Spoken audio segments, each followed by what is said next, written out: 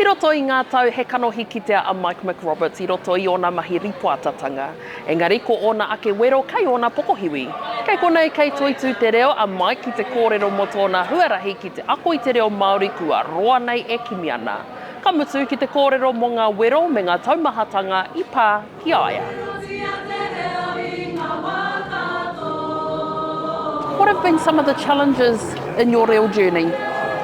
Being older, it's harder for an older learner, and I just think, physically or mentally, it's harder. And then you have this trauma that you've kind of accumulated over the years, over the decades of that whakamā about making a mistake or getting it wrong, or not being good enough, or not being able to learn it, and so you just need to get over that stuff.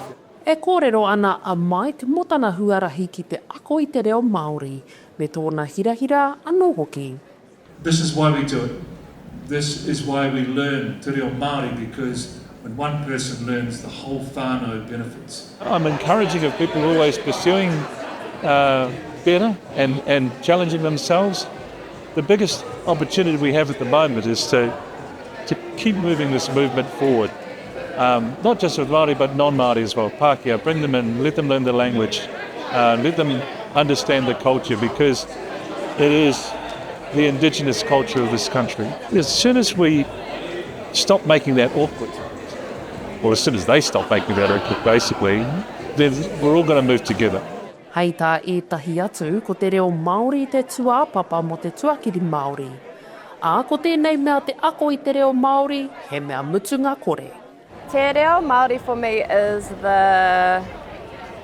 it's like the main ara. It's the biggest one that you can jump on for me, connecting back to who you are and your tuakiritanga and your motuhaketanga. Kei runa tunu I te huarahi. Kei runa I te maunga kore tihi pēr.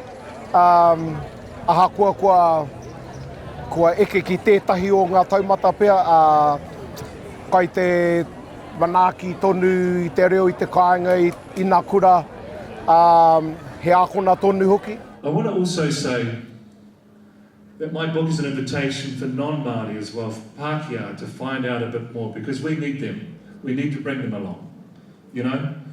What we don't want is getting mixed up with that really small handful of people who don't like us for ridiculous reasons, who climb up that ladder and then want to kick the ladder away. Well, I've got news for them. Our kotahitanga, when we come together, when we are unified, we help each other up. We don't need your bloody ladder.